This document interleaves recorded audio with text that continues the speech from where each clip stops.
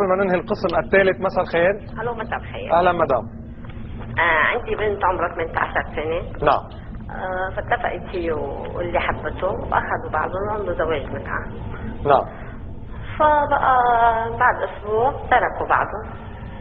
قد ايه كانت المده اللي اتفقوا عليها مدام؟ ما عرفت، بس قالت لي انه تركنا بعد اسبوع. تركوا قبل ما تنتهي المده يعني؟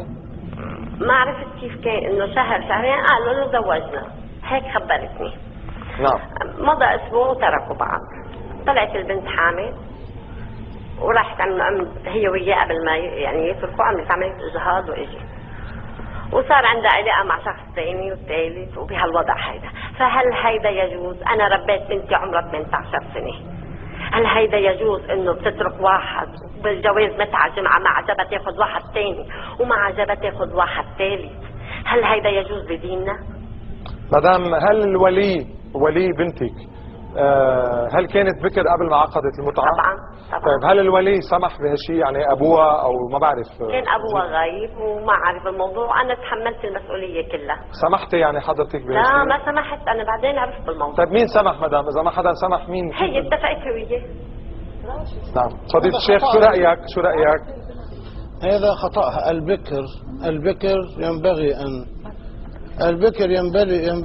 البكر واجب عليها أن تحصل إذن أبوها قبل العقد. بس هي كفت ابدا لا بيعرفوا بكر ولا بيعرفوا غير بكر، هن عقدوا انه اتفقوا زواج واخذوا. دكتورة حمود، اذا ممكن نسمع الست مدام، فيك تعيدي لما سمعناكي؟ تفضلي. البنت وقت ما عقدت زواج هي وياه، لا بكر هو زواج. هيدا زواج شو بيكون يعني؟ زواج دائم أو مؤقت، متعة ولا مش متعة؟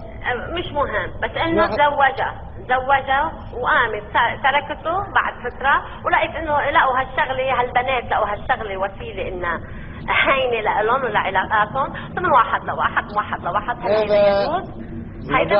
مدام هذا غلط بنت. هيدا التحليل، هيدا منه حلال، هيدا حرام. هيدا خطأ بنت. هيدا حرام. نحن وقت بدنا نحلل لاولادنا في الذات كاحبابنا نحلل لهم هالشيء، هيدا رب العالمين بيريده؟ ما بيريده ولا يجوز. مدام ممكن انا تعبت ومت عليها لربيتها لصار عمرها هالقد وابوها مسافر ليكد ويتعب. مدام اتفقت هي وياه وعملوا هالشيء هيدا.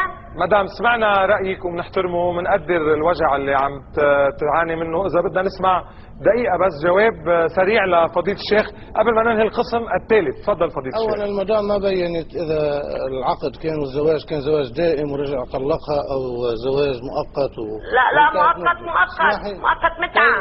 مدام اذا ممكن نسمع فضيله الشيخ من دون ما نقاطعه. وثانيا بكلا الحالتين البنت هي اخطأت بالممارسه، اخطأت بهالامر هذا.